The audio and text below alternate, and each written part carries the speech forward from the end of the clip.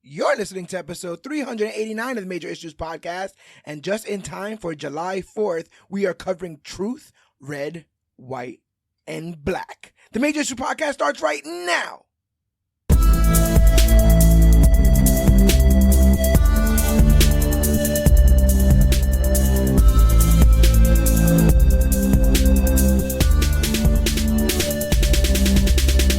Hello, everybody out there in comic book land. My name is George Serrano, aka The Don, and if you're here, there's only one reason you could be here, and that's for a brand new episode of the Major Issues Podcast, brought to you each and every week by ComicBookClique.com. And as always, I am never alone. Sir, if you could please introduce yourself. I'm your redeemed black superhero, Gregory Thomas, aka GT Rebirth. GT Rebirth is here. He is my Captain America confidant. We've sat here and we have talked many a Captain America story. We even covered Captain America or Falcon and the Winter Soldier, which ultimately ended up becoming Captain America and the Winter Soldier, with the story of Sam Wilson. We've covered Sam Wilson in comics before. We covered Brave New World, which had Sam Wilson in comics, and had the gentleman that we will be talking about today, Isaiah Bradley. With the 4th of July right around the corner, this episode in audio version will be dropping on the 3rd of July. I kind of wanted to talk about what this country, how this country was founded a bit, and some of the unsung heroes, the invisible heroes that have held up this country since inception. This is starting very smoothly. I can already see. 100%. And I really wanted to talk. I kept hearing about this story. Every time people would talk about Isaiah Bradley, they would point at this story, Truth, Red, White, and Black, which was written by, I always say Rags, Robert Morales, because there is a Rags Morales, Robert Morales, and drawn by Kyle Baker, published by Marvel Comics. It came out in 2023, making it about 22 years old. But with Isaiah Bradley, making his cinematic debut this year, all the stuff surrounding Captain America, and all of the stuff surrounding Marvel Comics fans with stuff like Ironheart, how they've treated Miles Morales in the past, and just anyone that is in a suit that they don't think that they should be in. This felt like the perfect book to talk about. Now, was this book ever on your radar? I think the only time I've ever felt like somebody was in a suit they shouldn't have been in was when they put this guy in the Flash suit. Oh, Stephen Amell? Yes. Yes, that looked very weird. It's the most poorly fitting thing I've ever seen in my life. Yes. Yeah, that Grant made it look good. I don't think that's for everybody's face and body. That's the funny thing. Like, Grant was great in the Arrow suit. Like, it did not work the other way. But was this story at all on your radar? Truth, have you read it before? I hadn't read it before. I'd known about it. I'd seen it. I was like, okay, like there was a Black Captain America. Cool. The idea made sense to me because it's sort of like I can absolutely buy the idea that there was some secret project where they experimented it on black guy first, and there's all the whispers of the old Tuskegee Airmen BS that they did back in the day. So like it was one of those things that was like, yeah, that story checks out. Totally get it. I totally buy it. Yeah. So like the idea that there would have been like the idea that there would have been a black guy first that they completely hushed away after they were done with him, makes sense. Also, when it comes to the truth about the truth about medical marvels and marvels of science, it's so easy to only see the finished product. Yes. And not consider what steps got you to that point. Yes. And then once you think about the steps, you're just like, wait, somebody had to get this test. Like, they had to be, because nothing works right the first time. Yes. What were the failures like? 100%. And I believe there was a show called The Nick that dealt with some of that stuff. I had heard, because the joke is usually about food, right? People would be like, who was the first person to milk a cow, and be like, drink that, or who was the first person to take an egg from a chicken? Like, that seems kind of weird, but we do it now in hindsight. But like you were saying, we now have almost perfected brain surgery. How'd that happen? Yeah, Like, what happened to all the people that it didn't work on? You understand? Like, what happened when we were lobotomizing people? Because that was our, that was us, at the height of our intelligence dealing with brain issues when we should just yeah, lobotomize people. And the thing is, when it comes to this kind of stuff, especially when it comes to like medical research, a lot of times you're pointed at literal guinea pigs, right? Like literal guinea pigs that are used for medical research, for makeup yeah. tests, and all this other kind of stuff. You guys did a whole story about like the any animals being used as guinea pigs for the space program, Yeah, yep, 100%. In Primordial, and so and from it we got Cosmo. yes, you did. But this story here just shows the ugly truth that an entire race was used as guinea pigs. Yeah. It wasn't as if, we would stop at nothing to find out how this works, so we're going to just pick anyone. They picked a group of people that they perceived the country wouldn't miss. They Hmm. perceive, if anything bad were to happen to these people, who would care? And the audacity, I guess, is that someone could read this now in 2025 and be like, this is kind of crazy. And then you have to point them to the real world examples of this actually happening.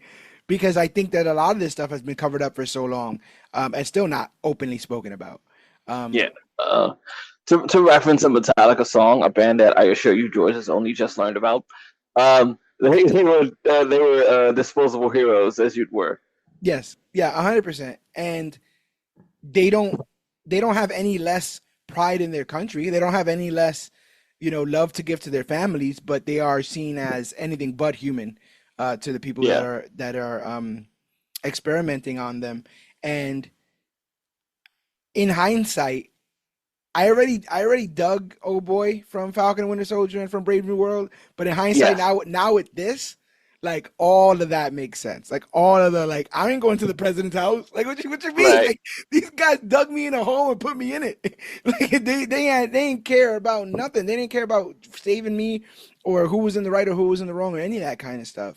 It shows It's his also one of distance to those that. interesting things when it comes to like the difference, like the whole Marvel versus Marvel films canon, where it's like, you know, if you know what the story is and they don't tell you different, it's probably the exact way. No, 100%. How does Isaiah look at Sam, who's wittingly putting on the Captain America uniform after basically Isaiah was denied it, right? Yeah. Uh, denied it, and they picked their mascot. Like Yeah. how many of Isaiah's friends died so that Steve Rogers could be a thing? And that's not Yeah. on Steve Rogers, obviously, right? I'm not trying to, put that onus on him, but that symbol. And I mean, to be honest, I mean, now I'm just talking in fucking generalities because that flag is so Yeah. charged with symbolism, good or Hmm. bad. And we kind of see how that flag, the full circle of what that flag means to Isaiah as the story goes on. But yeah, I had never read the story before. I was kind of taken aback at certain places with just the blatant, let's just say, dialogue I would have not expected in a regular mainstream Marvel comic. Yes. There's slurs in here. There's all kinds of stuff in here. Hate crimes up the wazoo, and it does. I don't know. I don't know what you do with this if it drops on your lap today. 2003 was a very shady time in general with all the Patriot Act stuff post 9/11. We were just going to war. I want to say 2003 is when I think the Iraq stuff started because we went to Hmm. Afghanistan first. So there was a bunch of young men, mostly from poverty, that were about to sign up, like Isaiah did, and become a number in an effort to fight for the country that would then possibly, in 20 years, one day deport them. So Yeah. it's the cyclical nature of this stuff is tragic, but I like how it's highlighted here. I was gonna say highlit, but that's not a word. Highlit is not a word. Yeah, if anyone's paying attention and taking notes, do not say highlit. But let's get or in. do and just create something new, like There you go. young Highlight it. folks tend to do. Highlights when you smoke in Hyrule. That's what. That's when you're. Oh That's Jesus! when you're highlight. Oh, completely off topic because you brought it up. I was explaining to my girlfriend recently that A Legend of Zelda: A Link to the Past is my white whale. Yeah. I've never beat that game, Oh and I've not damn. played a Zelda. I've not played a Zelda game since it. That's And funny. like, even though I've wanted to play them, like we were children and my parents never bought it. But like, it's just I've come to this weird almost resentment for that franchise because of that game. Yeah. So like, I feel like because it's on the Switch, I feel like I have to beat it. Oh, 100%. That franchise went off without you, GT, and that's not fair. All right. It needed to sit there and wait till you were done to continue what it was doing. But no, it just took off without you. So now you're going to have to bust I that need to game open. exercise that demon. Yeah, man. I'm telling you, before it festers into something dangerous. Oh Jesus! But yeah, this is a 7-issue story. I told you, I believe I told you to your face it was 4. I thought at one point it was 4, and then I opened it, I was like, oh. But I will say, because of the art, it does kind of go off in a clip. I think it's a pretty quick Yeah, kind of story. So I did my best to kind of take notes where I could. Issue by issue breakdown. So spoiler alert, if you guys have not read Truth, Red, White, and Black, I think you should. I think this many people paid a high price for this country and for us to be free, whatever that means nowadays. So look at all just corners. don't read it with people. No, and don't. And if you're a teacher, don't read it for your students. Slide it to them in the hallway. Don't, yeah, no PowerPoint Yes. presentations, please. There are books in this world that need to be read in a quiet place Yes, yes, in a very quiet where place. you have all the things you need for peace and serenity around you should you need that. Calm down. Yeah, 100%. Because you know what? Some of this stuff got me mad. Like, even though I knew it was stuff Yeah. that happened, it got me upset. It got me mad. And there's always this fear. Mark Henry used it the other day to talk about high flyers and big guys. But Interesting. there's always this fear that if black people got together and all agreed that they were mistreated, that they would then mistreat others in an act of revenge, Mm. the Killmonger of it all, right? Yes. Um, where my understanding of this has always been that I feel like America is in a relationship with minorities, but keeps gaslighting them. And so many of the Mm. minority portion of America would be fine with this relationship. Just admit you did wrong that time.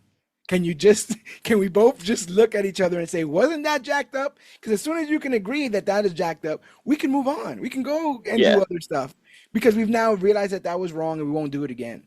But this country's real big, like, oh, you want to keep labeling the problems of America? You might as well just leave. And it's like, all we're trying to do is, can we come to the same agreement that some of this treatment's a bit out of control? So I think that's what this story does. It doesn't, I don't think, incite riots, but it does cause conversation. And I'm reminded of a skit where somebody was attempting to defend that time frame, and then like when pressured, only acknowledges it within the level of just like, now there may have been some slavery. right, right. By the way, yeah, yeah. I can't help but Like, you bite don't there. just brush it off like that. Yeah, I can't help but bite there when they do the whole like, wasn't it better in the 50s stuff? Like those kind of like nostalgic look throughs and stuff. I'm like, yeah, Yeah, for some that's like better people, for who? absolutely it was better in the 50s. There's a whole host of people where it wasn't. Women couldn't get a credit card. Anyway, let's start off with issue 1 of Truth, Red, White, and Black. So it's the tail end of the Great Depression, and Negro Week at the 1940 New York World's Fair is selling a future full of promise. Isaiah Bradley, our protagonist, and his new wife Faith walk the fairgrounds only to find that future doesn't include them. Just trying to enter a peep show turns into a reminder that the color line still runs strong. In Philadelphia, Maurice Canfield is catching heat on 2 fronts. He's a black Right? communist. Can Go we ahead. just take in for a moment, like if just to say that this comic starts off in a amusing way. A black couple attempt to attend a peep show together. I think the first line is like it's Negro Week, and I'm like, what am I? This is a bit on. Yeah. It's like Yes, they're doing like this whole thing, and yeah, it's like in Negro Week, you're able to do things that you normally aren't permitted to do. But when they go to try to see this peep show, the guy's like, "Oh, the girls might get scared," or some weird racist BS or whatever, yeah, just proving that it is what it is there.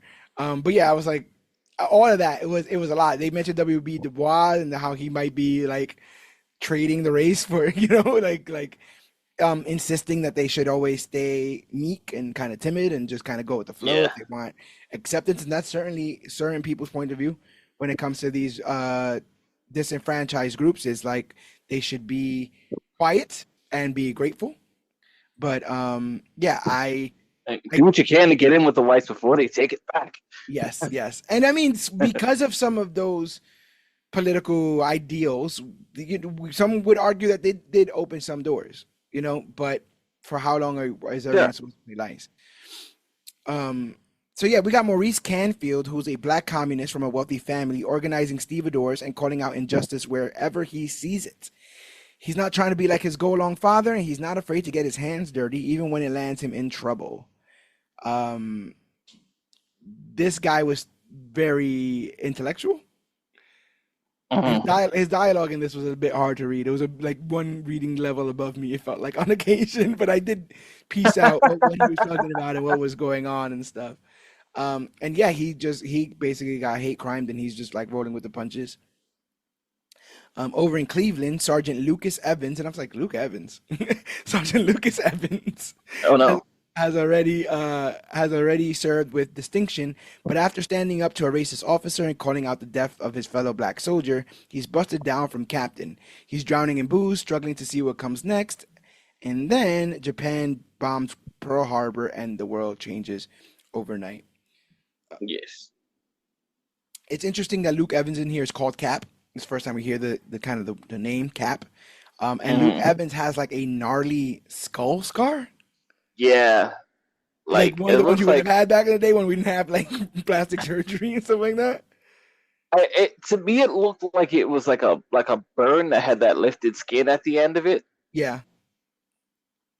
What do you think of Sergeant Evans? Because at one point he seems a bit intense. It's very intense, yeah. But I think I imagine it's what you have to be to keep a bunch of like, sort of rowdy cocksure and aggressive soldiers sort of like how do you establish a level of dominance in that situation? No, totally. And the thing is like if there's one thing to be intense about, it would be a life or death job, right?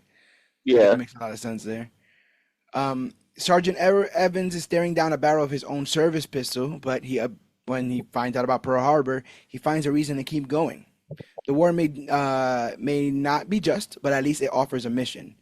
Maurice, arrested for protesting America's involvement, finds out that his family name still carries weight. The judge offers him a choice: serve time or serve his country. He chooses the latter. Isaiah, now in uniform and on his way to basic training, holds Faye's hand and promises that he'll be back in time to meet their child. By 1942, all three men are in the system. They march in formation, take orders, and live under constant suspicion. They're black men in America wearing the uniform of a country that still treats them as less than. And soon they'll find themselves swept into a secret military experiment that will test not only their strength but their humanity. Um, this was a pretty tame first issue. Mm, Kind yeah. of sets up the premise of why these men would find themselves in the armed forces. I Calm love that, for the like, storm. yeah, I love that, like, a lot of those men are like kind of been pigeonholed into those, and Isaiah's like, yeah, sign me. Like, he's just a regular recruit. Like, yeah, sign me up. He's got a kid on the way, Yeah. and Um, the one guy I thought was very interesting because uh, George spent more time in it than I did. I spent like maybe a year in the Navy, mhm, so I know me and George both have met the guy that is, yeah, it was this or prison. yeah, yeah, And every single one of those guys you meet in the military all say the same thing. yeah, And have been out of prison by now. yeah, yeah, yeah. It's a toll. I I sometimes wonder if it was easier for me because I was younger and I didn't have a scope of what life was at the time. It was very, Yeah. but like I think the same 4.5 years I did, the same 2 tours overseas would break me now as a grown man with my Mm. knowledge of how things work. But when I was younger, it was nothing for me to get a job and be yelled at. Every job I had, I got yelled at. So that wasn't, this was paying me thousands of dollars. So, it And was also, depending on what come up you had, like when you're young, it's just like, I've been yelled at my entire life. What? Nothing 100%. changed. And I also always said that if I ever got somebody pregnant, I probably would have stood because the amount of Yeah. money that you get to take care of a family is immense. And there's so many people who start off not wanting to be lifers. Next thing you know, they get married and have kids. And it's not like every teaching job is going to provide you with the same securities and benefits, sorry, that the army job will. So seeing Yeah. Which Isaiah's, they know is the hook. oh, 100%. That's why they go to poor neighborhoods to recruit, right? They're not going Yeah. to, yeah, they're not going to the Hey, brother, you Hamptons. struggling? Yeah. Yeah. Going to like, and you're going to like poor areas, going to high schools there, knowing that not every kid coming out of there is going to come out of there to be a doctor or whatever. Some people are just passing just to pass. And then you tell them, hey, for me, it was, hey, take this army test. Hey, do you know if you take this job as a field artillery something or other, you'll get $40,000. I'm like, Yeah. what? What in what world does any job offer me that at 19 years old? So it seemed easy, but the sacrifice was a lot. Yeah. Um, so And to uh, some degree, like it's a guarantee. You're like they can't really renege on that deal, so like you're gonna get it. yeah, if I stay alive. That's Yeah, another thing with the exactly. 40,000, they split it up into yearly 10K payments that were Of course, taxed.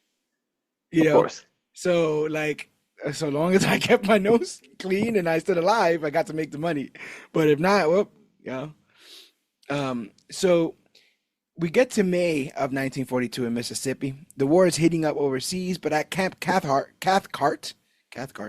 Mm. most of the black soldiers are stuck doing grunt work. Sergeant Lucas Evans leads the unit through basic training, while new recruits like Isaiah Bradley and Maurice Canfield are assigned to dig latrines alongside men like Dave Plum, Jack Harvey, J.J. Jameson, and Damon Larson. One Mm. afternoon, the camp commander, Major Brackett, receives an unexpected visit from Washington attaché Homer Yeah, I Tubman. feel like a fool. I didn't even pick up the Jameson part. Yeah, I double checked because I didn't pick it up, but then I was cross referencing both Wikipedia, a Marvel article, and then my own. I like literally Mm. went back because I was like J.J. Jameson. What are we doing here? But hey, It's like, look at you, cheeky. But wait, that was actually him. yeah, right. Um, yeah, so Dr. Joseph Reinstein, a German psychiatrist and a surgeon, they're there on official business and request several hundred black soldiers for a classified military project. Tully voices concerns about secrecy, specifically mentioning the black vine, the way black soldiers spread news amongst themselves. Brackett doesn't ask many questions, he just organizes a late night training exercise as a cover. Is Black Vine Black Twitter? Is that what is it just like I just assumed it was Vine, and just like most things that black people come up with, it got taken from us. yeah, yeah, I can see that. But I And because also they could didn't know how to maintain it, it died. yeah. I could see though past the Red Summer, past Tulsa, like we just talked about. Maybe we got to keep some of this stuff close to the vest. Maybe we should just kind of only talk to ourselves. And I know that sounds isolationist, but when Yeah. you've been free and they drag you, I don't know what the immediate response there is. Yeah, maybe you shouldn't let the Irish folks into the juke joint. Yes. That night, the soldiers line up as ordered, but something is off. A man none of them recognize steps forward. Colonel Walker Price from military intelligence.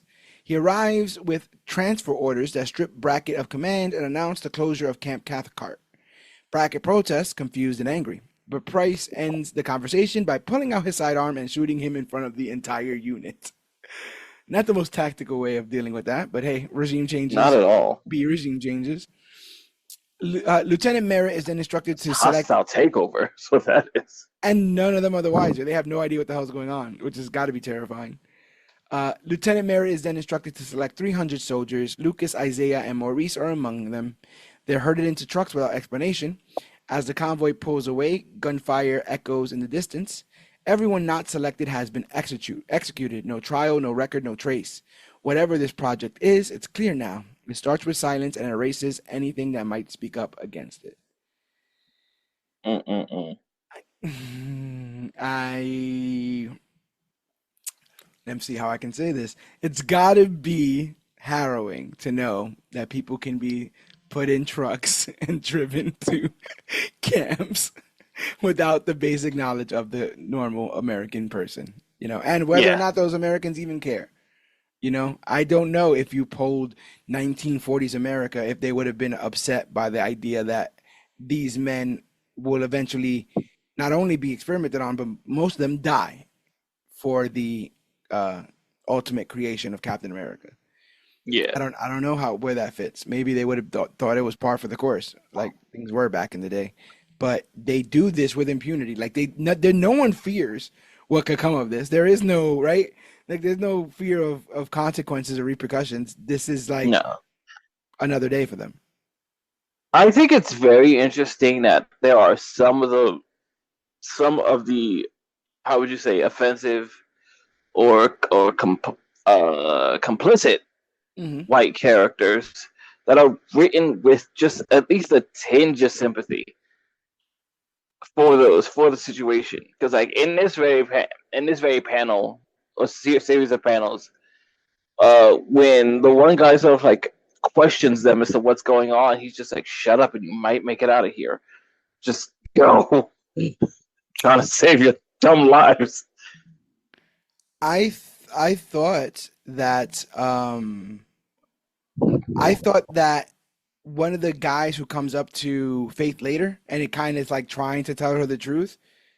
Like I thought they were gonna be more friends. I thought he was gonna like do an expose or whatever, and, like help her out. Yeah, He very much was like, oh, that's kind of what happens. yeah. Sorry, we had some audio issues, but I believe they are fixed. But um, so in issue 3, it's June of 1942, and officially Isaiah Bradley, Maurice Canfield, and Lucas Evans are dead. Their families receive letters claiming they died in training accidents or a tragic explosion. There's grief, confusion, and questions no one in uniform is willing to answer.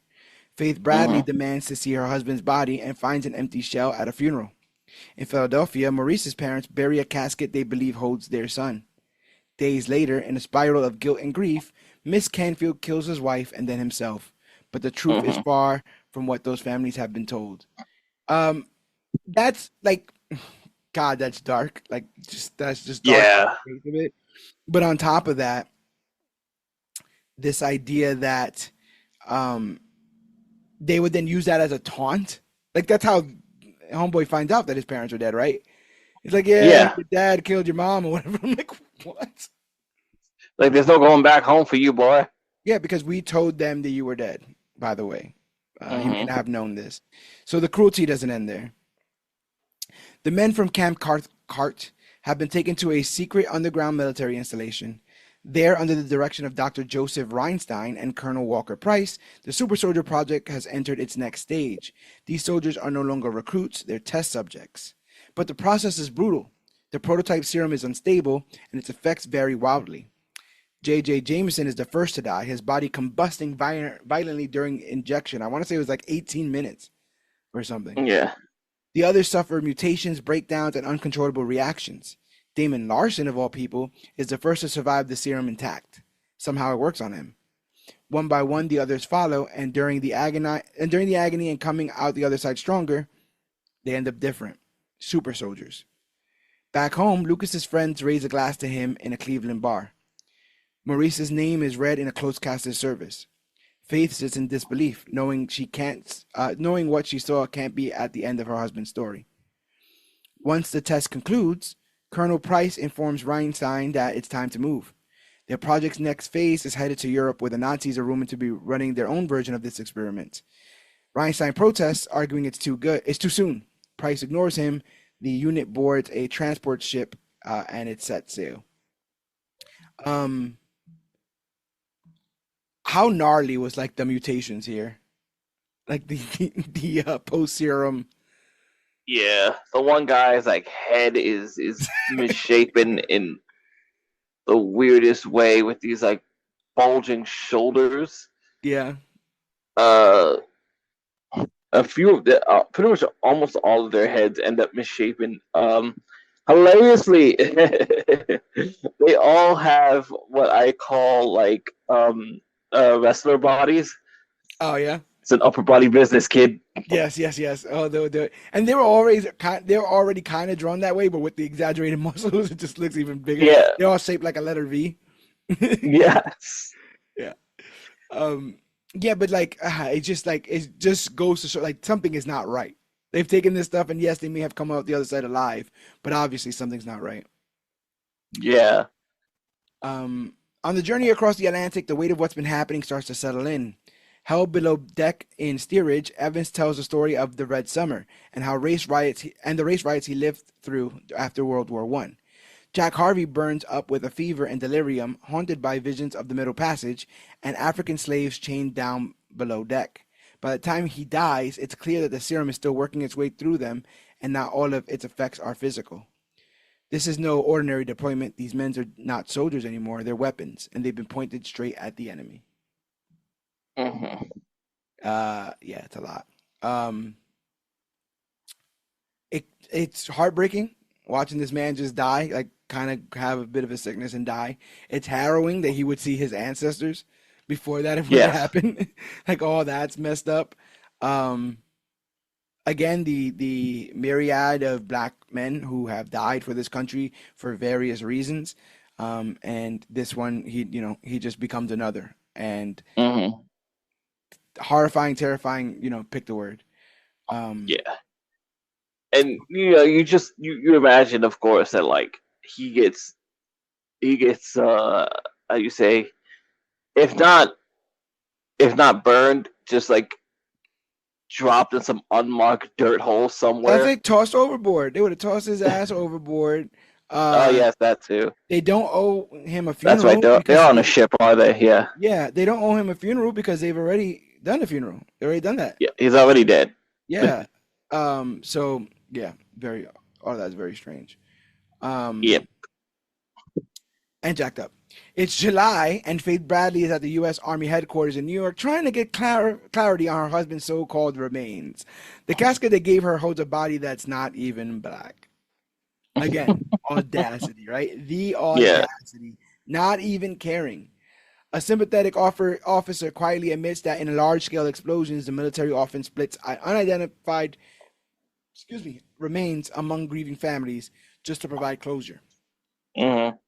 Faith hears that and accepts the reality out loud, but she doesn't believe it in her heart. I won't ever get Isaiah back, she says, but she's not done searching. What do you think about that as a what is it, standards and practices?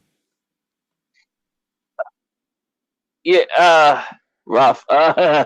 Yeah. Like like just a wild idea that like yeah, we just shuffled some body parts around like yeah, this is what's left of your husband or significant other or whatever. I will say I didn't do research on that part. I don't know if that's actually if actually a army thing. I mean, it sounds like That's, something they would do, like in terms of like I said, getting that closure, being able to bury your child. But I don't know why you would just give out yeah. body parts willy nilly. I feel like a closed casket for I don't know what you put in there, but you put like it's symbolic anyway.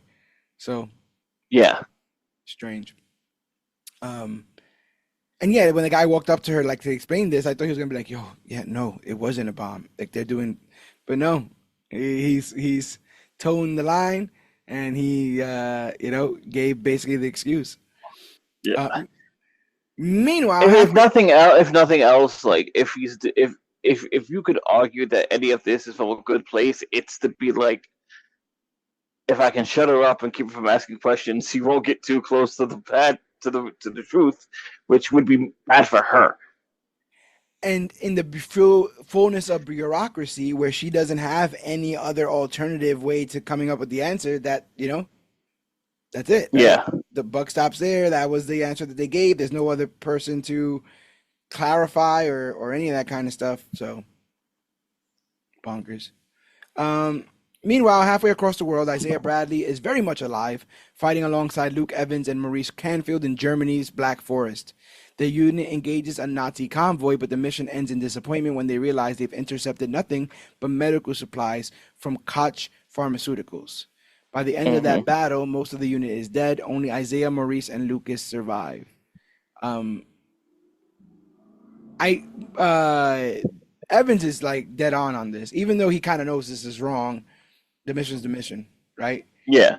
And you don't win wars by allowing your enemy to get medical supplies, I guess. Yeah. Like so, like it's a dirty business, but all of it's a dirty business. People like to constantly talk about like the rules of war and all this other kind of stuff, and it's like you're in the mud. At one point, Lucas gives this intense speech about like you guys smell like crap because one day you might be like in the foxhole for so long that you do smell like crap, or you might encounter another soldier who smells like crap and you won't be shocked and repelled, and you'll be able to like dig your thumbs in his eyes or whatever the heck he's talking Yeah. about. I'm like, that is, Because yeah, I mean the idea that the repulsion of somebody's scent would be their strength and your weakness, like, yes, is a logical point of view. right, right. But it goes to show that's the only point. That point of view only works in war. Lucas's mind is totally wrapped around that. You know what Hmm. I'm saying? Like any normal person, when experiencing that line of logic, goes, "What? Can we find any other way to Yeah. do this?" But Yeah. he's been trained in this. It's one of those things there, like, there's a light and a dark way to, like, always look at the same topic. Hmm. And, like, this is sort of the reality of what I think is one of my favorite movies, like that Major Payne character. Yeah, Like, because that's who he is. He's like defined by war. yeah. So, like, this is normal. It's like I These are said. normal thoughts. I signed at 19, and I wasn't the only one. Some signed at 18. Some signed even younger with parents' permission. That I those didn't are know you could do ages. that. Yeah, those are ages where you don't really even have an identity yet. Yeah. So why not, take up an identity here? They're telling you you're doing the biggest, bravest job anyone could ever do. They say it all the time. I think they say And worse yet, 2%. some people are looking for identity in the job. Yeah, 100%. And that's why, what do you call it? People who get out have such a hard time reconnecting because it does Yeah. become fully part of your identity. Um, so like that's how Luke sees it. And there's how can I put this? And tell me if I'm being too gauche. But in some ways, being a sergeant, a black sergeant in the army, Lucas probably gets treated better than he would as a regular black man in Chicago. 100%. So like what 100%. so why do that? Like at least here I have a rank. They have to kind of respect me. Even if they hate all of us, I'm still a sergeant. They have to kind of respect me some way, somehow. The idea that I was promoted to this position and I'm put in a place of responsibility. I'm respected, and I'm paid regularly for my services. Like, to some degree, I'm offered far more here than I would have been in the city, in the wild. So, like, I may as well. And even then, like, we're talking about a man who still sort of stares down the barrel. Yeah. Yeah. So, like, you also know that there are periods in his life where that thought process wanes, or it doesn't work. 100%. It only has like so much. And like I said, like good thing we randomly got into a war because Yeah, he was right. he had just ran out of patriotism and the will to live. So, um, And for some people, again, light and dark. For some people, as is referenced not only in this but in Hamilton, for some people, war is opportunity. 100%. Yeah. Yeah. And that's I mean that's where a lot of people are getting this ability to do the terrible things that they're doing is because they this allows them for that possibility. Um, what do you think of? this whole idea that they have like pharmaceuticals wrapped up in this, or this whole like that. I guess I was more so like the arms race to create the next super soldier. What are you thinking about that? That sounds about right. I think the idea that I don't know how much I don't remember how much they know about what the mission is. But uh, it's interesting that he just sees a box of that says Coke Pharmaceuticals and he makes a judgment. But like that box could have anything. Yeah, totally. Pharmaceuticals could mean anything. And I think that's why they just meant like that's why they just thought it was like bandages and stuff like that, you know. Yeah, Um, like, you think it's just bandages and penicillin and some fucking Advil, but like I mean, this is literally what you Bucky know, did, right? This is what Bucky did when he killed the Starks. Like he made sure that yeah, those pharmaceuticals, you know, that super soldier serum didn't go nowhere. You know what I'm saying? yeah. Uh, so yeah, it's just crazy because again, like these are not people anymore; they are animals or weapons, and it's disheartening. 2 months later, the three remaining super soldiers are laying low in Sintra, Portugal, sorry, waiting for Mm. orders. There's supposed to be a meeting with someone big, Steve Rogers. Isaiah finds an old copy of Captain America #1 and starts putting things together. The comic references both Reinstein and the Super Soldier program long before any of them were recruited. Isaiah is confused. Maurice is just downright bitter. He vents about how a white man like Rogers gets all the glory for a program black men died to help perfect. Lucas brushes it Mm. off, suggesting the army might have co-opted the comic book to control the narrative. Then Lieutenant Merritt shows up. So how do you see these events? Both are right Yeah, in one way or the other. I guess that's what I'm asking. What do you think is the actual Uh, truth here? oh, gosh, I think. Well, at this point, how much time has passed? With them, it says 2 months later. This is we're maybe like 4 months with them, 5 months. Okay, so um, I don't remember. I know there was something in the notes about how like the timing has to be reconsidered for Captain America for them to actually have this comic book to read. Yes. Um, But is the idea that the character existed before the man, and then they made the man because of the character? right. Jeez, I'm actually kind of not sure how that works either. Dude, that's what I'm thinking. I'm thinking like it sounds like they made the comic book, and then they're like, Mhm. "Wow, that would be really cool if that was possible to create a super soldier." And they're like, "Well, maybe we can, but Why we're gonna have to don't try we? it out over here first." So we try it out on these black gentlemen, and then now that we Right, know that it works, we'll give it to Cap. But then it right. references all the other stuff that happened before, or it references at least it references Reinstein. So that's Yeah. interesting. Uh, See, what I don't remember is like I don't remember if um in the actual canon are the comic books being written about Steve. Like, are they writing the comic books That's what I about was Steve's trying. real That's what life I was trying adventures? to figure out. Yes, that's what I was Okay, trying to yeah, figure out. Because that's what I'm saying. Like, if it's just Captain America as Captain America, yeah, then if it's just Captain America as Captain America, then they wanted to find and make a Steve Rogers, right. after the fact. But I don't know if like Steve Rogers was like he wasn't a mascot before he was. If he's punching Hitler on the cover, he's already full super soldier. Yeah, that's the weird part, right? Like because then the idea is that like is the character in the comic book called Steve Rogers? Did they just look for Steve Rogers and get Yeah, lucky? yeah, out in the world, yeah. Like we need a Steve Rogers named Steve Rogers. Yeah, It's interesting, but obviously the point that they're trying to make here is this idea that they rolled out a new super soldier, and all of these defects yes, are just the building blocks to go and create a perfect soldier, you know, yeah. and they are all imperfect. Excuse me. Merritt shows up and provokes Maurice, mocking his background, pushing his buttons. In the middle of their shouting match, Merritt coldly reveals that Maurice's father killed his mother and then took his own life. Maurice Hmm. snaps. Lucas and Isaiah try to pull him back, but it spirals out of control. Maurice kills Lucas in a rage and knocks Isaiah out cold before Merritt finally draws his weapon to stop him. Hmm. Did not like when Merritt drew his weapon. He seemed to have way too much excitement at the willingness to draw his weapon at a colored person, Mm. and just a wanton tragedy, like in a microcosm, just like whatever happens when minorities are put against each other, Yeah. like they both die and Merritt's cheering Right. ultimately, and how jacked up all that stuff is. Um, it felt senseless, or am I talking out of school?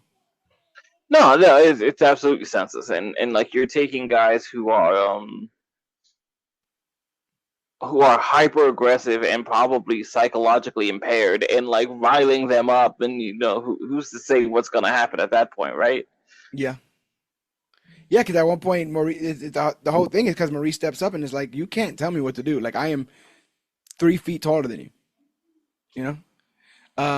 So Hmm. later in the infirmary, Colonel Price demotes Merritt and turns his attention to Isaiah. He's the last one standing, and the mission still has to go forward. Rogers is delayed, and the Yeah. army needs a symbol. Price made it clear this is a one-way trip. He was like, this kind of like could have been a thing where you guys went and did this and came back, but now that everyone's dead, you're probably not gonna make it. So we're gonna change the mission a little bit, but you still got to go over there. Um, Hmm. and it's a one-way trip. But if Isaiah sees, Assuming that Steve Rogers is a real thing at this point, now they're even more expendable because like we got what we wanted. yeah, yeah, this is like their Suicide Squad in a way. Like we already know these Yeah. people as low. If they die in the mission, then it is what it is. Um, like Colonel Price demoting Merritt is more so like you took something from us more so than what you did was wrong. You know, it's like you took away Yeah. our No, you resource, our compromised. asset. You compromised the system. Yeah. And like more so than punishing him for what he did. Yeah. Um, Isaiah doesn't wait for permission. They, He they they so steals, much as say that he got off light only having a collarbone broken. yeah, and his friend's murdered basically. But Yeah. yeah, got up light. Isaiah doesn't wait for permission. He steals the Captain America uniform intended for Rogers, draws a double V for victory on the shield, and parachutes into Nazi territory under the cover of night. His target, a camp called Schwarzenbeit.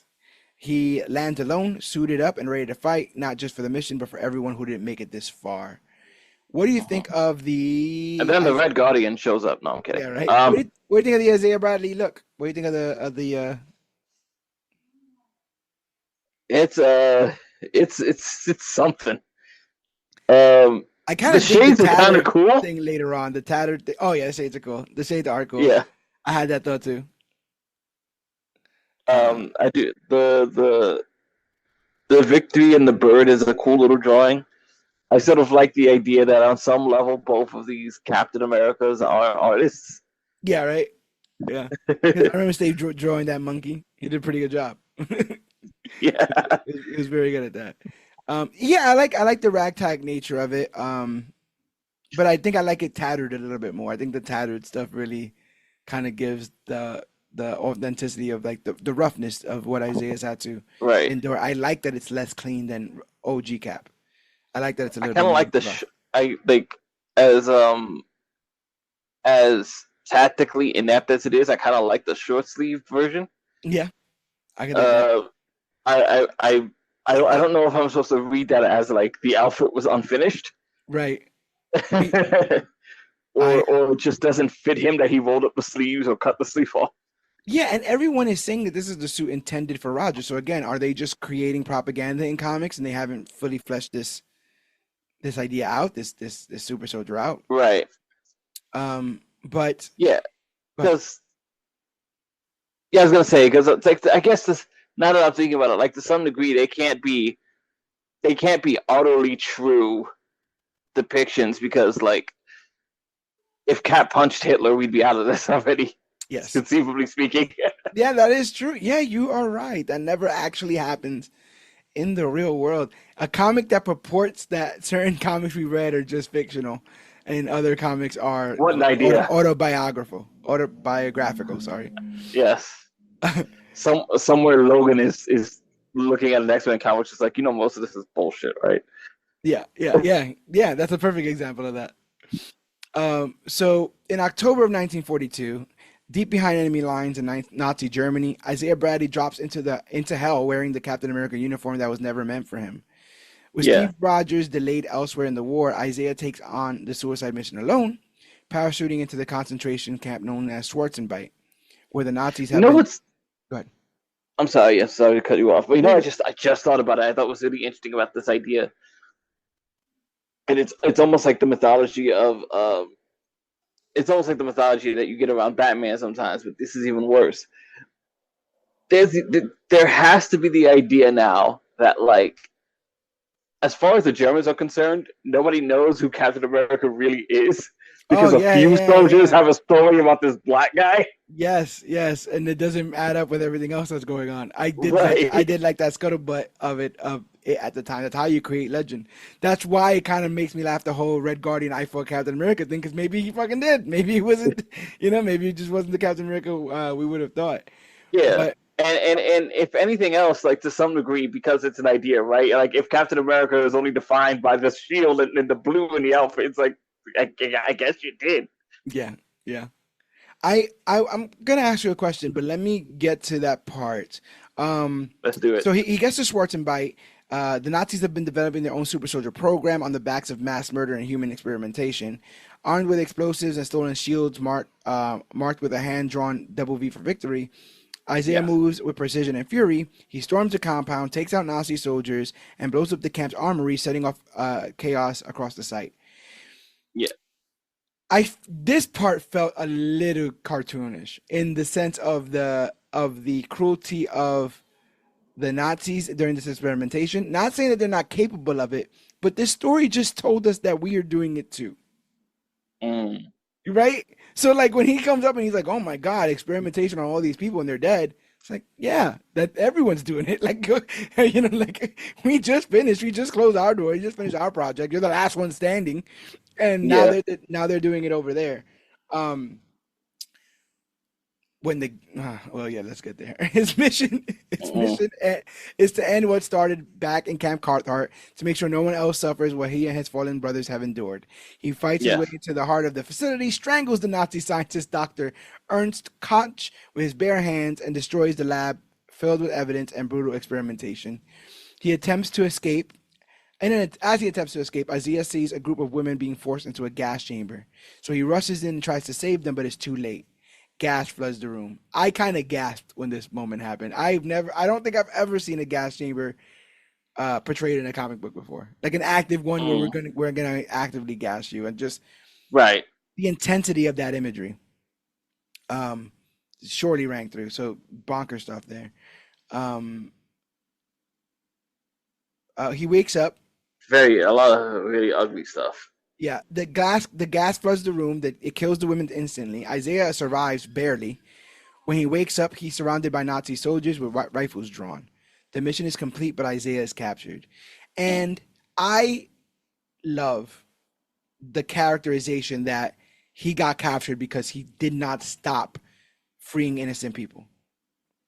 He was there for a mission, Mm-hmm. there to stop any other super soldiers, but literally on several occasions could not be helped but to go back and free people, bomb places, and kill more Nazis. And come on, like Yeah. that is the perfect soldier there, you know. Yeah. And what I love is this entire thing is being narrated, and you're as a comic book reader is like you don't really focus on who the narration is. If it's third person, it's third person. If it's first person, it's first person. You kind of just go with the flow. But Yeah. it's revealed that years later in a I've quiet made I've made many mistakes attributing a voice to the narrator and then being told it's somebody yeah, 100%, yeah, after the fact. Years later in a quiet kitchen in the Bronx, we see that Steve Rogers is listening as an elderly Faith Bradley tells him everything. The government else. told her that Isaiah died in a training accident, just like they told everyone else connected to Project Rebirth who wasn't meant to be remembered. But she knows better. Her husband didn't die in that camp. He didn't die in the war. And she looks Captain America in the eye and she makes it plain Isaiah Bradley was the first. They just made sure that the world never knew of it. How do you like this idea that Cap is oblivious to this? Is this a failing? of characterization of Captain America, given all his justice and stuff, or is this like we spoke about off air, Cap finding out about the Tulsa massacre by watching Watch? I don't think it's a failing of Steve Rogers. I think in a situation like he is, where he is like, this is at a time where I think Cap, for the most part, trusts the government with almost near impunity. Yeah, So like, I don't. It's not hard for me to believe that he isn't looking into these things. You the know, law, and if you're Captain America, you're probably so busy anyway that you don't have time to research 100%. And there's the actually past. a laundry list of things that were done in this war, in World War II, where they're like, I mean, the fucking atomic bomb. He was around for that, Yeah, right? So it's like right. at some point he's just like, well, whatever we have to do. Like the people, I trust them, and it may not be clean and dry, it may not be perfect, but like I'm trusting those people to do what they have to do. And if he's, I think they get away with it by saying like he froze before maybe the atomic bomb, like the day before You or something like could, that. yeah. That's one way of really getting away with it. Yeah. Also like, also you know, the benefits of ignorant to a different age. Sometimes it's like, it's not like Captain America had the internet. You know, Yeah. information is very well controlled at this point. I think someone even tells him that, right? Like one of the FBI agents is like, "Yeah, bro, you were like frozen. You got a pass." Like Yeah. but I like that his immediate reaction wasn't disbelief. Mm. I like that his immediate reaction wasn't just, "No, of course not. How could that be?" kind of stuff. So Right. that's good. I So mean, after, I liken that to the, also to the idea that, like, not the idea, but like, I think about that scene in Age of Ultron where he just deadpan, just like, yeah, what kind of person would let a German scientist experiment on them so they could fight for their country? yeah, Can't yeah, imagine who would let someone do that. 100%. And again, like sometimes we are so nationalistic that it seems obvious why Steve Rogers would do it, and then you look at like someone like Red Guardian, like what? That's like, insane. It's like no, they're just different sides of the same coin. Yeah, but And I think the very next line in that scene is it expertly sort of puts that in its own perspective too, because like Maria Hill's instant reaction to that quip is to say like you know, we're not fighting a war, and Cap's like, they are. yeah, it's all perspective. It's all perspective. Um, so and we it's time for our most high profile cameo of this comic. A cameo Yeah. I surely didn't fucking expect, but here we go. October 1942. After being captured in Nazi Germany, Isaiah Bradley wakes up chained to a chair in a Berlin office. A Captain America propaganda reel playing in the background. Adolf Hitler and Joseph Goebbels Gabbles, enter. Goebbels, Gabbles, Goebbels, Gabbles, Gabbles. Goebbels enter and make him an offer. Fight for the Third Yeah. Reich and become the face of America's hypocrisy, and they'll help free Black Americans when the time comes. Now, this was also something depicted in Watchmen. Um, Okay. the people are walking and they get from airplanes. They drop thousands of pamphlets that are directed to Black Americans and are basically saying like, bro, like, why are you fighting for them? They hate you. Join the Third Reich. And I mean, like the proof is in the pudding. So ultimately, Yeah. anyone who chose to stick around and fight for America, they did it despite their best interest. I mean, I'm not saying And the Nazis were going to tell the truth or be honorable in this matter. Who knows? But no, but like, ultimately, to consciously make a decision to not help them, it's just self-sacrifice. But yeah, continue.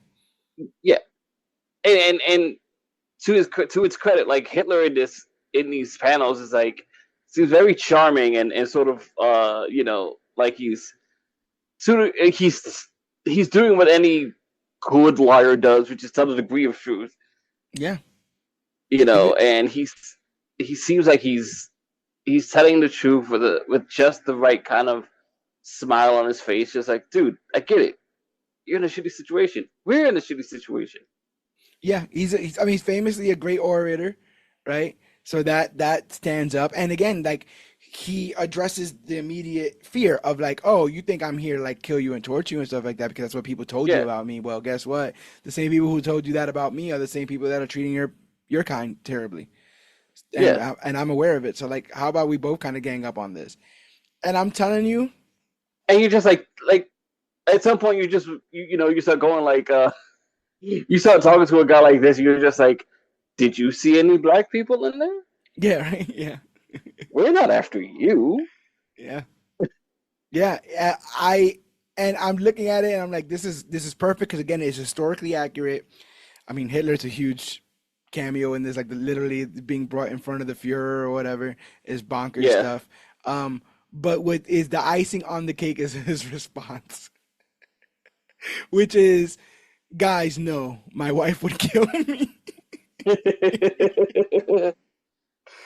I like what a way to break the tension of this moment, right? Like he is tied up in front of what history has made the most evil man, in recent years, and like dead to rights. He's dead to rights. If he just says no, then they might kill him right there on the spot. Who knows? But like for him to tie it all around of like, come on, man, like you serious? Like we ain't gonna do that. Tying it back to his wife. I absolutely loved that moment. But that's all they need to hear. Hitler orders him transferred to Dr. Joseph Mengeles in Auschwitz for further experimentation. Mangala. Mengele. Oh yeah. Oh my God. Okay. Yeah. But before I He's a heard piece of that work name, too. yes, I heard that name. But before the Nazis could carry out the order, I didn't know it was I feel like I've opened up the whole comic for you now. no, no, you did because I recognized that name as a Nazi scientist. I just did not. I did not link the spelling to the name. Right. The way it's spelled is probably not how you imagine it when you hear it. Uh-uh. Oh no. So before the Nazis can carry out the order, But yeah, that name is Mengele. Mengele. Before the Nazis can carry out the order, members of the German resistance ambush the convoy. They rescue Bradley and vanish into the night. 5 days before Steve Rogers visits Faith Bradley in the Bronx, he's at Lompoc Federal Prison confronting a man from the past. Philip Merritt, once the lieutenant in the Super Soldier program, now a white supremacist and disgraced ex-soldier. Dare I say he's always been a white supremacist, but to each his own. He's a bit more. He's been a bit more open about it while Yeah. he's been in prison. But also what he's doing to bide his time. It seems like he's calling himself a comic book dealer. And he's in possession of a torn up World War II era Captain America uniform, the same one Isaiah Bradley wore during his mission to Swardenbite, which is proof that Isaiah Bradley exists, which is something that Cap's trying to figure out. Rogers doesn't recognize the name, and you hear, "Don't tell me you've never heard of Isaiah Bradley," says FBI agent Damian Spinrad, also present during the interrogation, the Black Captain America. Roger Yeah. presses Merritt about his role in the cover-up. Merritt brags that the comic inspired his early obsession with the program, but when black soldiers were selected for trials and missions, he felt cheated. Bitter and resentful, he confesses to sympathizing with Nazi ideology, claiming he thought Hitler was protecting Germany from outsiders. Hint, hint, hint, hint.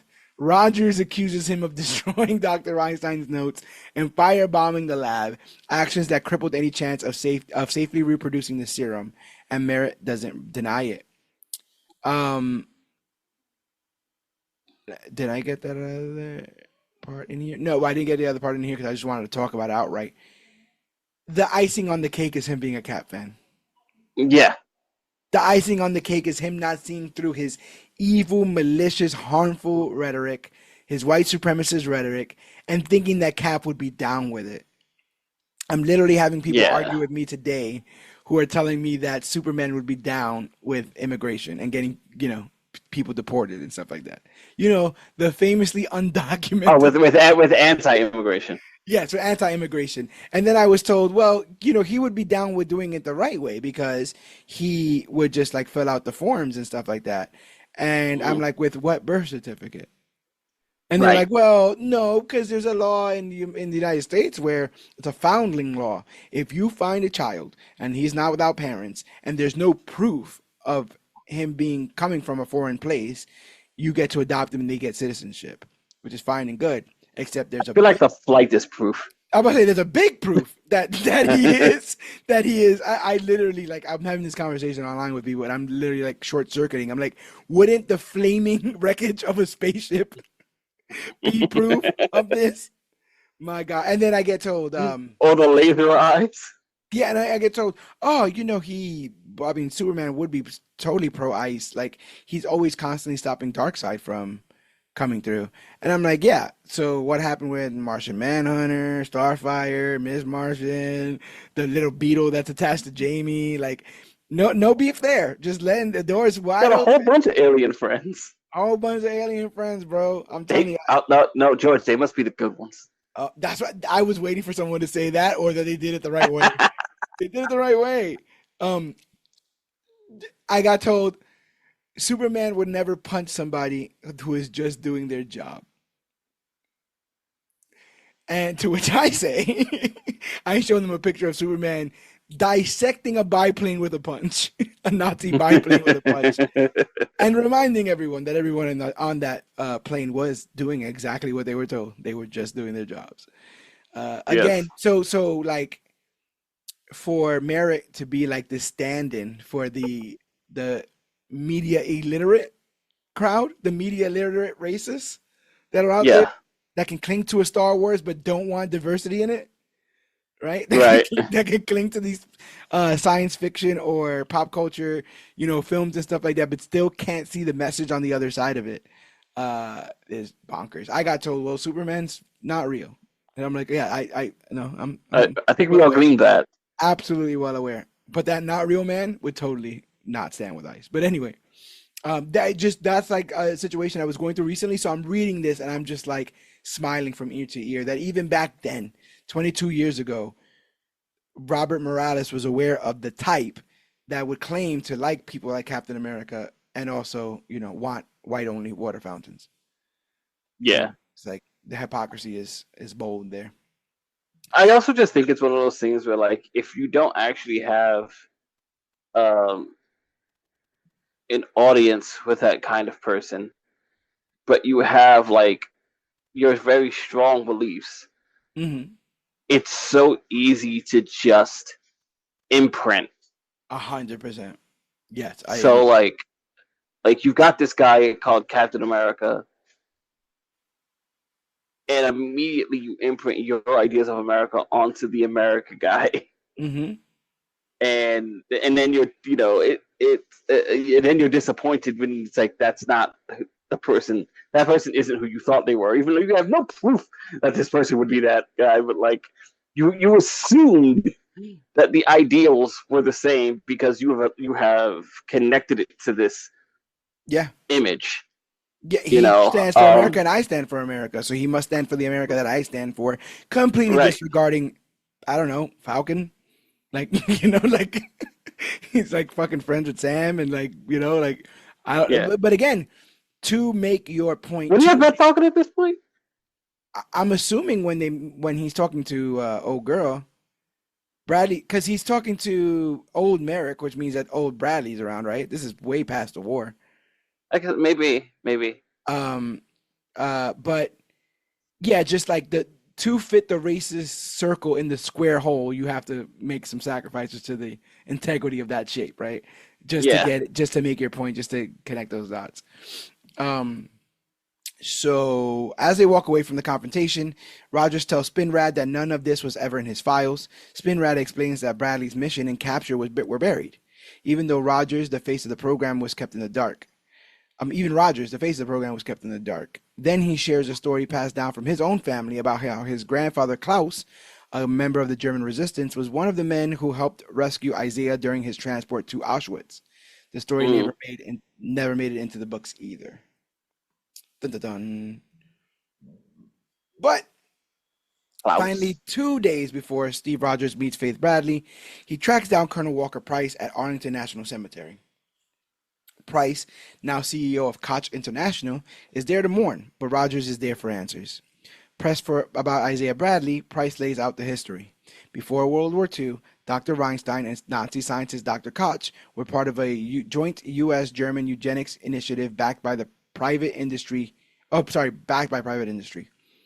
Project Hmm. Super Soldier was born out of that collaboration, but when the war broke out, the alliance fractured. Reinstein stayed with the Americans while Koch continued his horrific experiences in Nazi Germany at the facility called Schwarzenbeck. According to Price, it was a narrow window. He says he had to send Isaiah in alone before the Nazis could restock medical supplies and unleash their own version of the serum on the battlefield. Steve isn't buying this justification, especially now when Price is now running Koch's legacy company. Rogers makes Yeah. it clear. Yeah, right? By the way, Rogers makes it clear he owns enough shares to attend the next stockholders meeting, and he's coming with Price's declassified military record. When Steve walks away, he knows what's coming next. Not long after, Walter Price takes his own life. Hmm. Coward. He's got a coward's heart. From there, Rogers visits the Bronx and finally meets the woman behind the stories, Faith Bradley, now going by Faith Shabazz. And Shabazz, obviously a very prominent, name in the civil rights movement. Yeah. In her home, surrounded by photos of her husband with celebrities, athletes, and activists, she fills in the rest. Isaiah was captured, but he didn't die in Nazi hands. Resistance fighters, led by Agent Damien Spinrad's grandfather, Klaus, rescued him during his transfer to Auschwitz and hid him in Germany for 5 months before passing him along to the Belgian underground. When Isaiah finally returned to U.S. command in April of 1943, he was arrested, court-martialed, and sentenced to life in Leavenworth for the crime of stealing Captain America's uniform. He stayed there for nearly 2 decades. Absolute garbage. Absolute garbage. Um, and again, it was I laugh because it's so absurd. it's European resistance fighters that come and Yeah. help him. American resistance fighters never help him.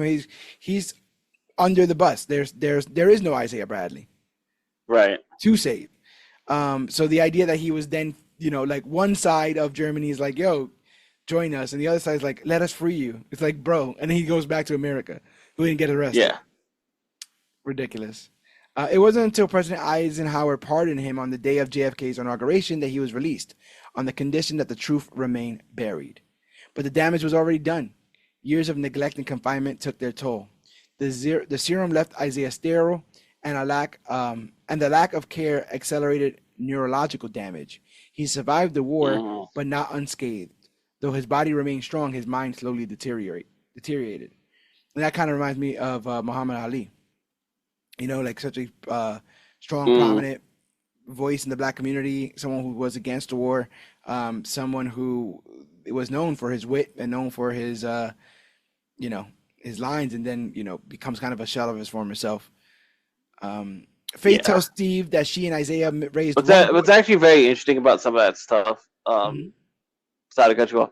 No, no. What's very interesting about some of that stuff too is because of the if you ever get a chance to watch any of those Ali Frazier documentaries, Hmm. there's some very heavy stuff about like the way the the socio-political positions that Ali was in and that Frazier didn't always think about, Yeah. divided them on some really heavy levels and divided them amongst black people. Uh, it's I feel like it's kind of what's happening today, right? It's like it's stuff so big that certain people can't ignore it, and certain people it's not bothered by. But then, what do you say then? Do you just say nothing about it the entire Yeah, time? Um, like not yeah, for nothing, but I as a humongous Kanye West fan, looked in that direction when all the BLM stuff was going down, because he had a yeah. lot to say about how black people were being treated and how black people were seen, and he was oddly quiet when About President all of Bush. that. Yeah, yeah, but when push came to shove and feet to the fire, he had nothing to say here in this instance. Maybe we shouldn't look to those people. Who knows? But especially in comparison to Isaiah Bradley, Muhammad Ali, for all of his talent, was a piece of meat, right? He was a piece of Yeah, meat, literally tenderized weekly. Uh, and at the moment where he cannot punch anymore, at the moment where he cannot be an entertainer anymore, he's kind of discarded. He was held around by people who held him in high regard, like, WrestleMania and stuff like that. And then you have other people who make up belts and pretend that that Muhammad Ali's mother gave it to them. So, yeah, Dwayne, you thought you were yeah. gonna get out of this one because this was a bit political. I mean, like the huge difference obviously is because like the you couldn't you could never have completely removed or discredited Ali's celebrity, so we had to at least keep the idol Yes. around. Yes. While Muhammad does his best to just live life with his own heritage and decisions after the fact. Like we didn't always trot Muhammad himself around. We just kind of kept the idol alive, Yeah. and made a pretty good Will Smith movie. Um, And a lot of that stuff was controversial that he said and did. And now, when he becomes like a little bit more, I don't know what you would call it, like when he has a little bit less of his faculties, he becomes almost like a polite, like, oh, look at it, it's kindly old Muhammad Ali. Like it's not yes, like not the abrasive Cassius Clay who's like, I'm not going to war and screw all that, and we need to yeah, stand up and all this other kind of stuff. Now he's been kind of neutralized in a way. yeah. Although, in fairness to that whole situation, because the truth is that that ends up being different and working out almost in his favor, because at the end of it all, the Vietnam War becomes such a negative topic that, Hmm. like, Ali's almost vindicated for all that stuff. Yeah, because it's not like imaginary. It's not what we envisioned the war to Yeah, be. We actually get footage from it. Vietnam was one of the first wars where we could actually get live footage from what's going on over there, and people saw it and was like, "What are we doing? What are we doing over there? What yeah. what is the point? Seeing the What are we bodies?" doing? Did we even belong here? Are we Yeah, like are we killing people who aren't even the targets here? and the thought, Whereas and when you say that, the clean thing you could always say about World War II is that, like, we knew who the bad guys were.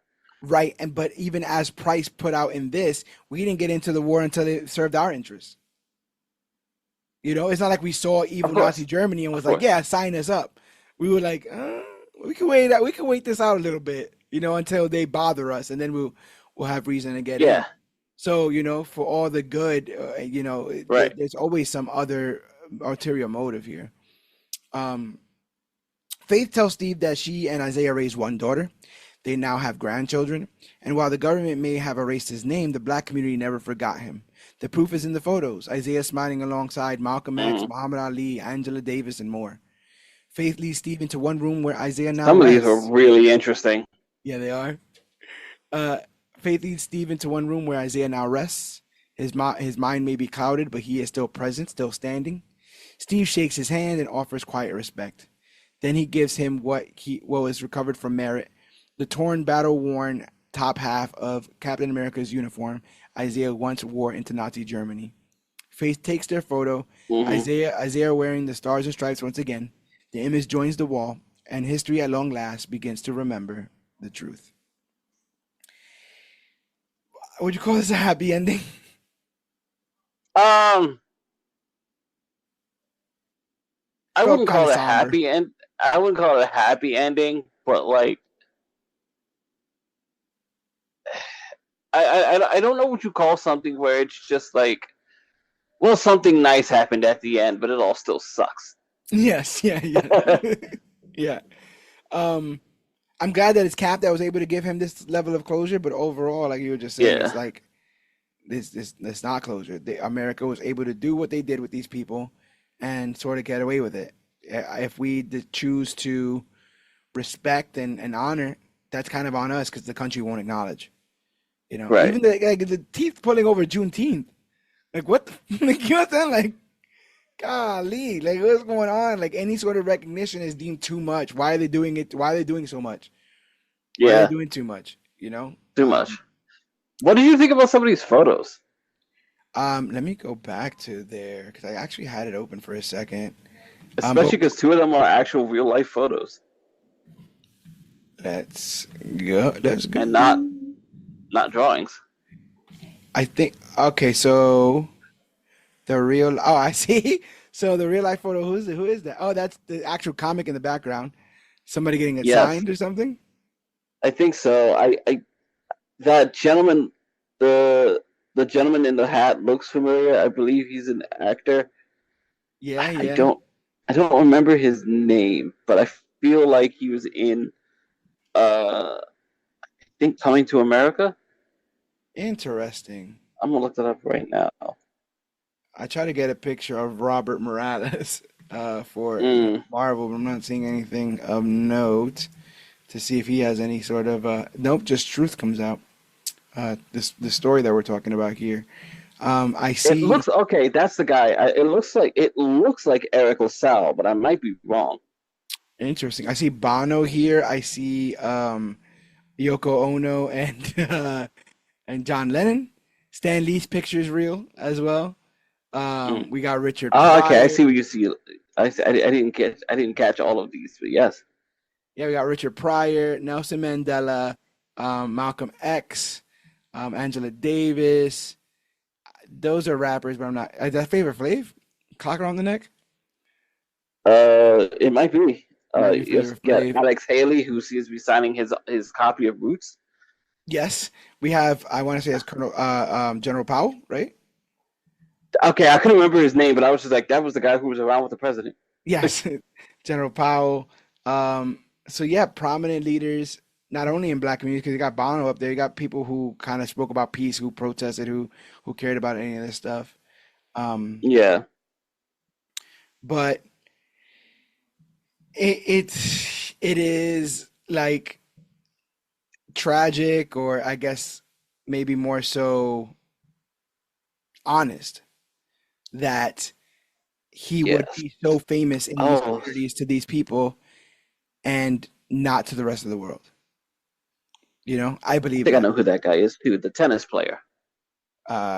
Which one? There's a tennis player. It's cut off, but it's in the top right corner. Um, I like it's our it's Isaiah. I was gonna say Isaiah Bradley was left off in a way better condition than this one was. But I think mm, they needed to do this ending to really hit this home the way that they did. Arthur Ashe. That's who it is. I was like, I went to his Arthur building. Ashe. Yes, yes, yes. The I went to state. his building. That makes a lot of sense. That makes a lot of sense. But Uh, in um, this version, what? you were saying Isaiah Bradley in this version? Oh no, I was saying that the one in the MCU was left off in a better position. Oh yes, yes, 100%. He still has a bit of his more of his faculties to him. Nothing has degraded. It actually makes more sense for it to be degrading. I prefer this story if we were never to see Isaiah Bradley again. Like I think that totally works, and we get Elijah later on, and he joins the Young Avengers Mm, very soon, with all of this lineage basically on his back as Patriot. yes. I don't But know a ton about Isaiah. I read a little bit of Young Avengers that he was in, uh, but like I don't know. I don't remember much about what his demeanor is because it would be very easy to take an Isaiah was it is it Isaiah Thomas? Sorry, I forgot his name that quickly. Isaiah is the old one. Elijah is the younger one. Elijah Bradley. It would be so easy to make Elijah Bradley like incredibly combative Yeah, and like just sort of uh ready to push back at any situation because like he with that story and the kind of lineage you've chosen to a point, you've already put yourself at like a disadvantage. yeah, yeah. And I also wondered, like, at what point can Isaiah articulate what happened to him, to Elijah? Right. Is it the family pride, that he was the first Captain America, or is it the family secret? Right. Like, uh, I really, I'm gonna look at his stuff a little bit more closer to kind of see what his relationship is to all this, because this is a bombshell to be dropped, not only to Yeah. Elijah, but to in the Marvel universe. The idea of saying that before there was a Steve Rogers, there was a black man who was injected with super soldier serum and wore the costume first, and that's a very And if we bold know statement. Marvel, and if we know Marvel comics, we know that when when the when that character comes back around in the films and whatnot, he's gonna get something in the book Oh, form. oh, yeah, yeah, Good old synergy. yes. Oh, yeah, he'll show up on the. I can remember when they did the Sam Wilson Hulk stuff. Now, like Are they those now? characters are. There's a Sam Wilson Captain America run that started, I want to say, like right around the time of the movie, and like the Yeah. first cover is like him fighting Red Hulk. which is Of course it is. like I don't remember these guys' paths ever freaking crossing, ever about nothing. But we gotta get it. We gotta get them there for this. So it is what it is. That's fantastic. Yeah. Um. Mm-mm. So I guess in conclusion, what do you got to say about this book? Do you recommend it? What are your thoughts as we wrap this up? I'd absolutely recommend this book. I think it comes with a heavy heart, and you have to be prepared for some ugly stuff, and and for some stuff that you probably would not have believed to see in a Marvel comic about the Captain America. But I rarely say this, but it might be an important read. That's the word that's like circling around in my head. It is the proverbial ripping of the Band-Aid. Some people will Hmm. say that anytime we talk about race, that's what we're doing. Like we're not allowing the wound to heal. But I feel like the Yeah. wound has been ignored and it's kind of gone gangrene. And in many places, I've been completely avoided. Like, let's not talk about that wound, that gaping, Right. festering wound. And we have to rip the Band-Aid off. We have to bring it to the light so everyone can acknowledge it and so that it can actually heal. Again, there were moments in this that I did feel riled up tensions in my own mind and heart about how I feel about these things. But ultimately, I left understanding how bad history can be, but also how certain people persevere even through things like that, Okay. and how strong and resilient minorities have been in this country given all of it, and they're not asking for much. They're asking for basic respect, and they're asking for basic humanity, to be treated like humans. And Yeah. even when Isaiah wasn't, he chose to not allow other people to be treated like less than, you Yeah. know. It's the Wonder Woman line, right? It's not about what they deserve, it's about who I am. And Yeah. um he didn't have to free a bunch of Germans, but he did, and thus he was then freed by Germans. Let that cyclical energy go around and let all that other clown energy or that clown BS, let it go, man, because we ain't got time for it.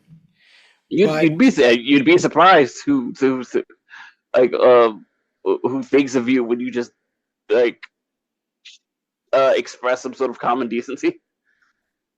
don't get me, don't get me. You can say the most, what you would think would be like the most mundane statement of all time of like, yeah, I think all the kids should get free lunch. It's like, oh, you communist? Where's that money coming from? Huh? The Qatar? And I'm like, what is going on? Right. Can't Well, I say mean, yes, yes, but also just like the idea that that because he did something decent, like this sort of unfairly parroted weapon of the American war machine is like saved by these Germans, by these German revolutionists, because like he did a good thing for other German people who were being prosecuted. yeah, they didn't see him as just an American. The Right. Americans saw him worse than they did. And I think Yeah. that even goes to a point, right? Because somebody was saying like, I wasn't Merritt like accusing the FBI agent of like race mixing, like his parents of race mixing. He was like, "You idiot! There's been black people in Germany for decades." Yes. So black people have even been treated differently in Germany. Which Uh, which uh that resonated with me a lot, because I always think of the the sort of, how do you say, disacknowledgement and unacknowledgement of like uh of black history with Latino folks. yeah, And it's just like come on, there's a history there. yeah, like look at the branch, all right? Look at how it branches off, all right? To see where the origin is, and you People went to again, places.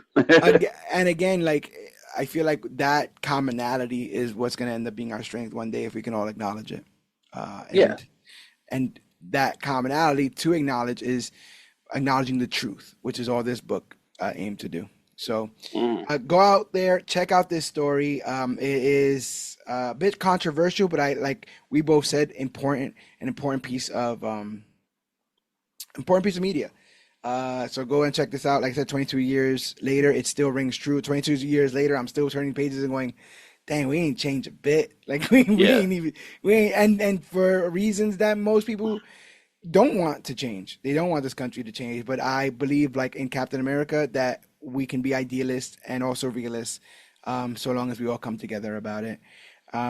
But even though this was a bit of a heavy episode, it was still fun to do this with you, GT, chop it up about this Mm. story because we're about to get into Also, popcorn land soon. This summer. yeah, yeah. Also, much love to just like Paul Lumbly for Yeah, his work, not only just playing Isaiah Bradley, but also just like his prominence as a black superhero character throughout most of he's one. history. He's one of those very prolific, black geek culture actors. We only get so Yeah, many, and voiced Martian Manhunter. mm, Um, played him. got to play. He played Martian Manhunter's father in Supergirl. Oh, yeah, it was his father. Yeah, you're right. Yes, yes, yes, yes. Yes, because they had the British fella playing Martian Manhunter. David Hardwood, Harewood? Harewood, maybe Harewood. It might be Harewood. I Yeah. believe it's Harewood. Off the best memory I can, he plays Martian Manhunter's man. He gets to play Martian Manhunter's father on the Supergirl series. Mm. Also had a very old uh, TV series called Mantis, which was an attempt at a I superhero heard, character who I was heard of it. Yeah, paralyzed. yeah. He worked on You remember Alias. Mantis? Yeah, I heard of. I've heard of Mantis. I've never seen Did Mantis, but he? I did hear of Mantis. Yeah, he was Oh, on I watched Alias. Mantis as a kid. Oh yeah. I'm old. Yeah, and he was born to Jamaican immigrants.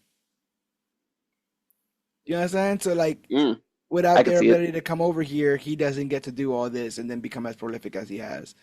So it's just like, I don't know, man. Yeah. Live and let live, and sometimes let live here. So I take I long. People say we don't have the money, and then we find the money, and a lot of people saying we don't have the room for all these people. I don't think we need this many golf courses in this country. I just want. I'm just saying. I think it's a bit narcissistic. A bit narcissistic to have miles and miles of land so you can drive a little punch buggy and hit a white ball and then run up to it again and hit it again, hit it again. Not against golf. I'm just saying, do we need this many? Maybe golf would be more popular if we only had so many fields. You know what I'm saying? Think about it. Think about it, America. But yes, Yeah. it's about to get fun and sentimental and silly these next couple of weeks. We have All Star Superman. Next on the docket after that, Mm. we are talking Superman the film. After that, we are talking the coming of Galactus in comic form, which is way less or way more anticlimactic than one would assume that story is. Really? Yeah, because it's only the Fantastic Four, right? They don't have any cosmic elements yet. They don't have any. They don't like. There's no crossover. No one else shows up because Galactus Oh, is okay. here. And Yeah. and yeah, and it kind of ends because the person Galactus came with is all like, yeah, I changed my mind.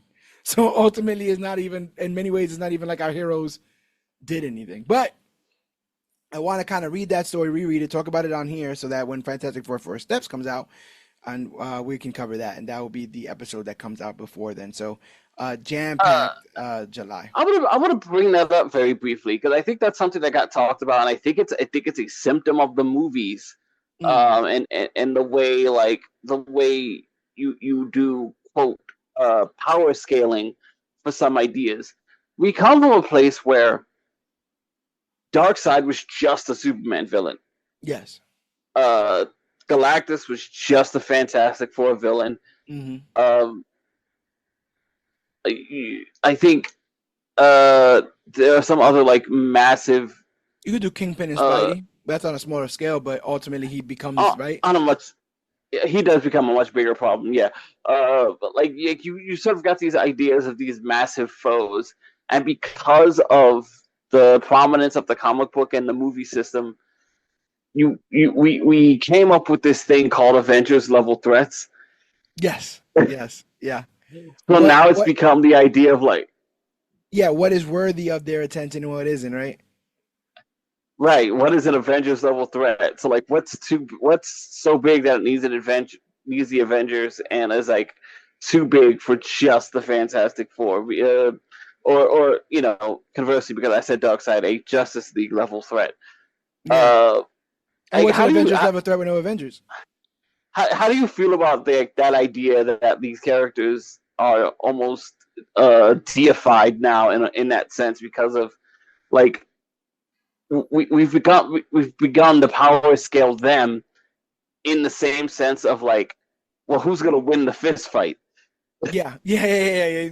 Well, it becomes one of those things, right, where it's like, okay, Kingpin is a Spider-Man villain, but he's operating in New York. So if I have other heroes in New York and they're not doing something about Kingpin, what's going on there, right? Similarly, True. Galactus comes from outer space, and you only have one team of family, family members who try to come together and stop him. Like, where are the Avengers? Where are anyone in the cosmic Marvel to like see Right. that going and see that coming? Especially when he's the size of a city. Yes, and then ultimately, what ultimately happens, like you were saying, was some of these villains end up being such a big threat in the movies or the television shows that they have to die. And a dying villain is a rarity in a comic. For the most part, they Yeah. just get away and ha ha ha, and they twirl their mustache. Maybe they get apprehended and go to prison, but they very rarely die. In the Spider-Man trilogy, the original Sam Raimi one, they all died because they were such big threats to the entire city and to Peter Parker himself. They had to be neutralized. They had to go away. Similar thing happens in the Batman films. It's like these guys, most of them die. They, for some, whatever weird way they end up going. Yeah. It is a trap of what happens when you keep trying to up these power scales, because then ultimately the only way to solve this is, that's why people bugged out about the whole Red Hulk thing, about like Sam talking him down, because it's like the way you Hmm. built this guy up, the only way to beat him is like to murder him. Like it would Right. you're given everything that he did.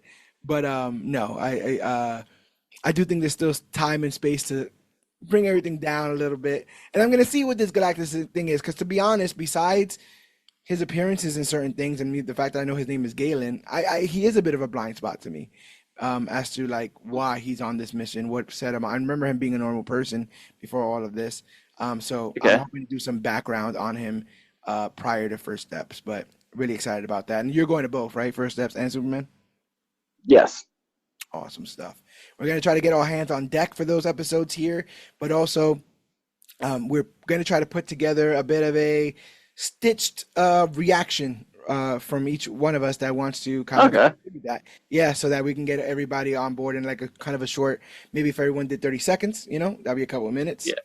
It would be I, perfect. I had to take a day off for Superman movie because I was just like, I don't know if I can do 3 days of staying off the internet No, at that capacity. it's rough, man. It's rough, especially for me, and things are still coming out for everything. So it's just like there was a very Yeah. minor. Oh, when they did the Gargantua thing or whatever the fuck from the cover of Fantastic Four 1, that creature that's in Okay. the, maybe I'm getting the name wrong, but it's been revealed that it's in the film, and I, even when that happened, I was like, I'm gonna put this under like a spoiler alert. Like you have to click to see what it is, because at that point I was like, everything's been out. Like let's just kind of leave whatever's not out yet closed. So Yeah.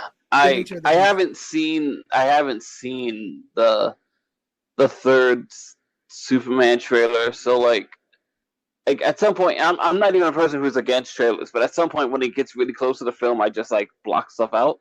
Yeah, So it's like I know enough to know just like my brain's gonna start making connections and I thoughts wasn't and whatnot. connected. So I was like it's like we're so close to the movie. Let's not spend a bunch of time thinking about it.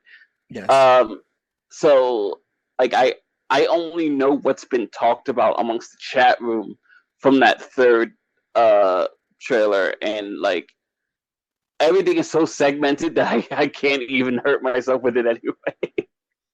Yeah. Yeah. Yeah. I just know I only know about the things that kind of always knew about from the beginning. Like, oh, there's like a black suited Ultraman, Whatever which isn't thing even a guy. big deal, right? Yeah, yeah. It's little things, and I think those things are meant to kind of entice your curiosity, not to outright, Yeah. make you seek answers, but to kind of play around in this world and hope to get the answers in the fullness of time.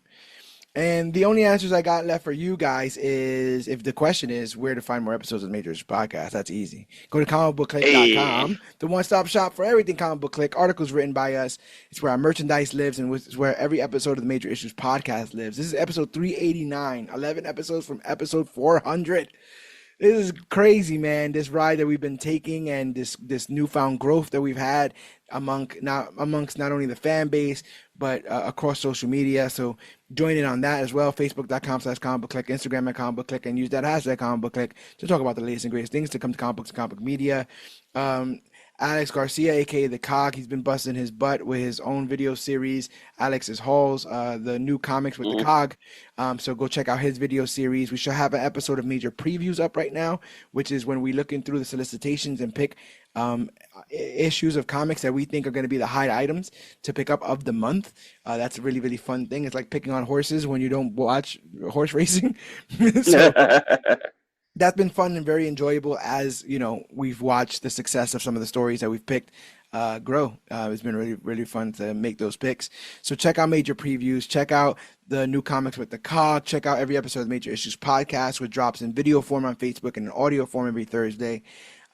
We have Snap Judgments doing some amazing content for us.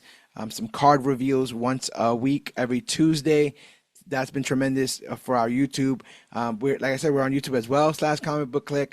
We're on Major Issue CBC on that Twitter. That just got a big update too, didn't it? Yeah, it did. Major Issue CBC on Twitter, Major Issue CBC on Twitch. I think there's another new Marvel mobile game coming out. So maybe we got to jump on that. And a new console game. And a new console game. Is it, you're talking about the 3-on-3? The Cosmic. Oh, yes. Cosmic Invasion. Yes, Cosmic Invasion. Cosmic Invasion now, so maybe we'll be getting through some of that. Right now, I'm getting through a bit of Fallout 4. It's been a blast. I'll get back onto some comic book stuff. Not switch it. What's it? Is it Twitch? Is it Twitch? Is it? Yeah, it is Twitch. Twitch. Yeah, it is Twitch. Yes. We twitching out here, folks. But yeah. ComicBookClique for all things ComicBookClique. And but when you go over at ComicBookClique.com, and let's say you've exhausted all things ComicBookClique, go over and check out the guys over at DirtSheet Radio, the industry leaders of all things professional wrestling and pop culture. They continue to kill the game over there with all kinds of content, post-show reviews, retro reviews of old events, and again, quite possibly a post-show for every single wrestling event that currently goes on. So help them, God. You know, sometimes the body isn't willing, but the heart, you know, the heart. Will go on, I think, as Celine Dion said. But yeah, man, DirtSheet Radio, those guys are killing it. Check out everything that they do over there. There's always in the show notes a link to get to all their stuff. But yeah, join us next week for All Star Superman and for the reveal that the man or person behind your favorite Superman comic uses pronouns. They, them pronouns. So deal with that on this. This is the gift I give you for 4th of July. And I'm going to make a video about that, and that'll be the next war that we fight over at ComicBookClique.com. But yeah, check us out wherever we are, and join us next week for the incredibly wholesome All-Star Superman, just in time for Superman the film. But my name is George Serrano, a.k.a. The Don. I am Gregory Thomas, a.k.a. GT Rebirth. And this has been our Truth, Red, White, and Black recap and review. And remember, whether you're a rich communist, a good old boy just trying to jump into the military, have taken way too much super soldier serum, or just think that maybe some of the honkies deserved it in this. Remember